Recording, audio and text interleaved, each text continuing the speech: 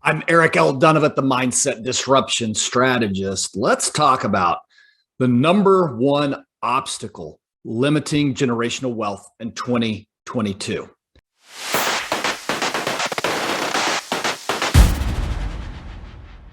It's kind of interesting that I use the word obstacle because it's the number one obstacle is the fact that we are trying to eliminate obstacles for all of our heirs. Let's talk a little bit more about this and what the unintended consequences are and what's happening.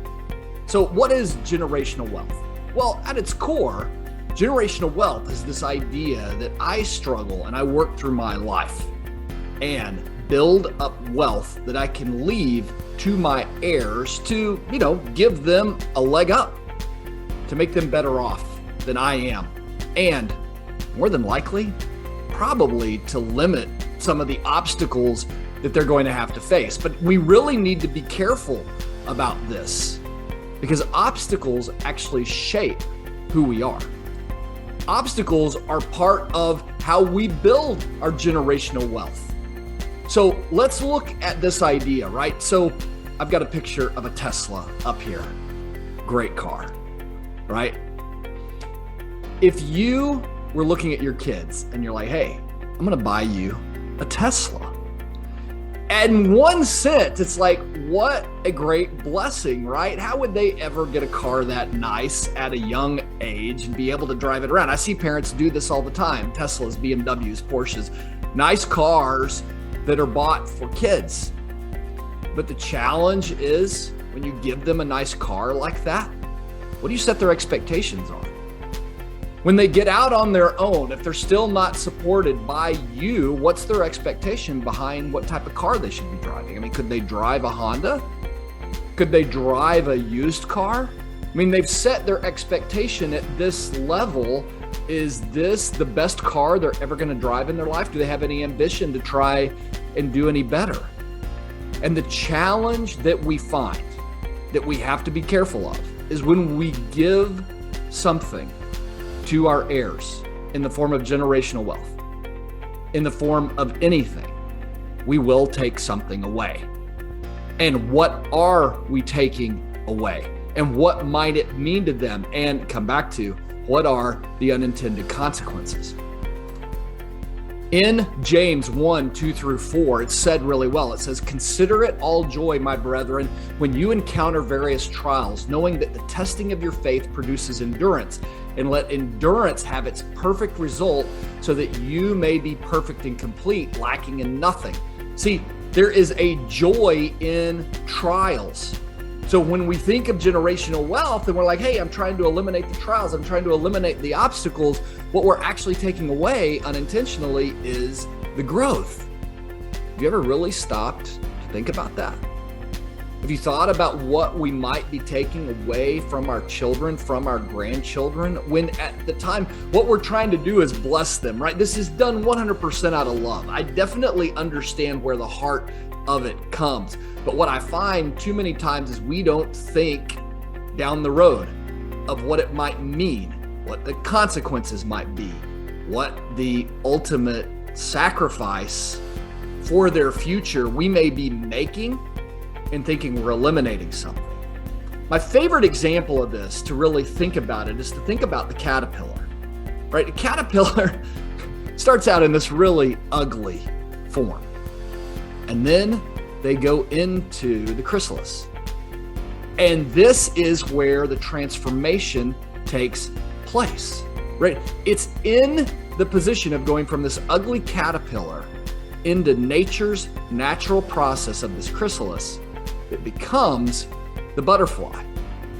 But here's something you may not know.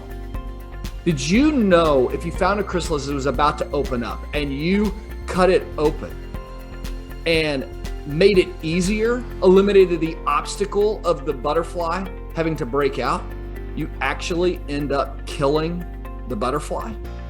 See, it's the struggle of escaping from the cocoon that opens up all the blood vessels, that opens up everything that is needed for the wings to be strong inside of the butterfly so that the butterfly can go and fly.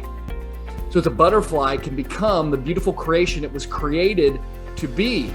So when we see our children or our grandchildren struggling, is there a time where what we need to do is take a step back, that the path to generational wealth is actually not the direction that we thought it was. We need to actually get out of the way instead of trying to eliminate obstacles. Now, having said all of that, there's this opportunity for us to hold on to guilt and shame, maybe about stuff that we've done in the past. Man, Eric, I've messed this up. Or, what am I even going to do? I lean on this verse, Ecclesiastes 1-9. What has been will be again. What has been done will be done again. There's nothing new under the sun. And I say this to you because this is something people have been struggling with for generations, right? This idea of generational wealth from the outset looks really good. We just have to make sure that it's done in a strategic way that is a blessing and not a burden, that is an opportunity and not a setback. But can I tell you, the way that it's been done throughout history, it's actually created more of a setback, which is why it requires such critical thought if you're going to leave generational wealth. What do I mean? Well, let me show you just some historical things that have been said.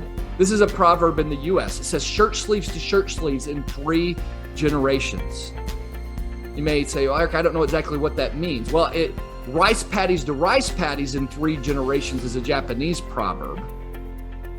And this is tying into, it's a statistic that we know, and I've repeated in other trainings and other talks that we've done, which is 90% of family wealth doesn't make it past 3 generations. You want me to simplify this? I love the Scottish version of this proverb. It is so true. The father buys, the son builds, the grandchild sells, and his son begs. Why is that?